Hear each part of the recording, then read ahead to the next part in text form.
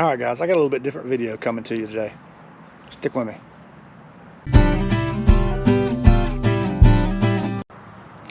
Alright guys, so check this out.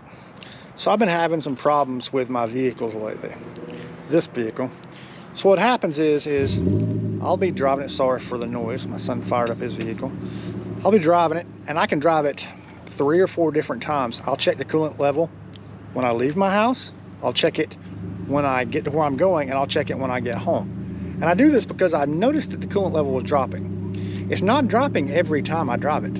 It'll stay perfectly fine if I let it sit a week or two. It'll stay perfectly fine if I drive it.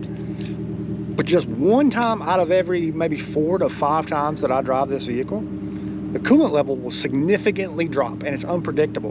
I'm thinking it's got to be a loose hose or connection somewhere or something. So this is what I'm going to do about it. I'm going to put in this coolant dye.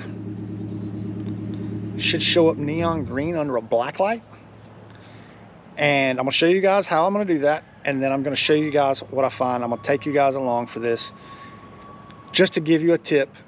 If you run across this and you're trying to figure out, this is just a super cheap way. I think this was $8. And you do need a black light and you need light. So that's yellow glasses, which I left them in the truck already. So that's a little bit more expensive, but even just a black light, a cheap black light will help you see this. And hopefully we can figure this out tonight. I'm gonna bring you guys along and let you see. All right, so as you can see, this radiator doesn't have a cap. It has a coolant reservoir back here. It's like an overflow reservoir. And then you've got your coolant in here. Mine is about perfect. Alright, again, this is a Chevrolet truck, so I'm using GM specific dye. I don't know if that matters or not, but here we go. I'll dump that in here. I'm gonna dump the whole bottle. Don't know if I need the whole bottle, but that's what I'm gonna put in it. So,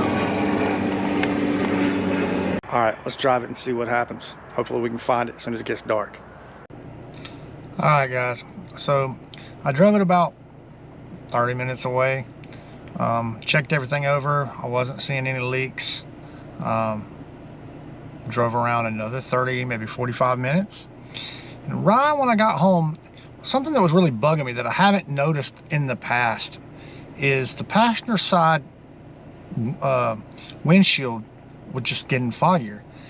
I'd turn it to AC, heat, all in between. It's kind of cool out, so I didn't want to run the AC too much, but it was getting foggy. So it's starting to get dark here. I don't know if you can tell that on the camera or if it still looks like it's real light, but it's definitely dark in my floorboards. So I just thought, let me click this light on. I just shined down toward my feet, and I shined down over in the passenger floorboard, and let me show you what I found. All right, so with the camera, it looks somewhat normal, right? Let me click that on. And see how bright that shows up? I hadn't really noticed a wet spot in my floorboard, but there we go, guys. See how neon that is? You know what that is, right? That's a heater core. That's a problem. But now I know where the leak is. So that'll tell you right there. That dye is awesome. And I'm not affiliated with them. I just wanted to make a quick video showing what I was going to do to try to resolve my issue that I've been trying to figure out. And I thought if it helps me, it may help y'all. And I would have moved on to something else if it didn't show me what I wanted to know. But the cool thing about this dye is if it's leaking anywhere, it's going to show up. Even if it's showing up in your oil and you're just not perceiving it with the naked eye or anywhere. So that was a very helpful thing, and I thought it might help you guys. So what you need, and I got this, I already had this black light, but you need a black light. So it shines up real bright, and then you will need, and I didn't really need it this time, but most people use yellow lens glasses to help it show up even better. So thought I'd show you guys that.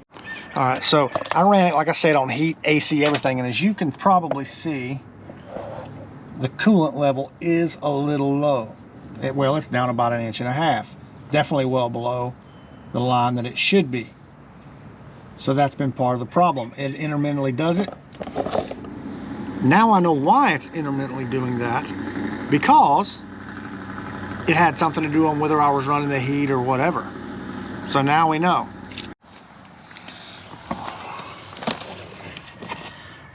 All right, and one more time, just so you guys can see it.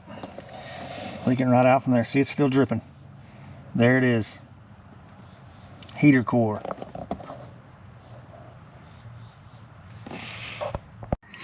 That's it. If I decide to fix this myself, I will bring you guys along for some of it.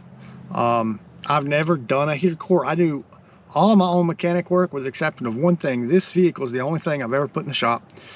And I did that because it had a water outlet in a location that I did not feel comfortable getting into. Beyond that, I've always done my own mechanic work, so I may end up doing this. Heater core can be intensive. You have to pull the dash out a lot of times and things like that. So I'm just gonna have to take a look and see how intensive it is. I may have to have a mechanic fix it. I'm hoping not. From what I understand, it's very expensive. But if I do, I will bring you guys along. Hopefully, I'll get back to posting my normal style of videos soon. I've got a hammock coming in that I want to review for you guys. One of hopefully several that I review this year and use and test. But I just wanted to bring you guys along for this. And if you stuck along to this far, thank you.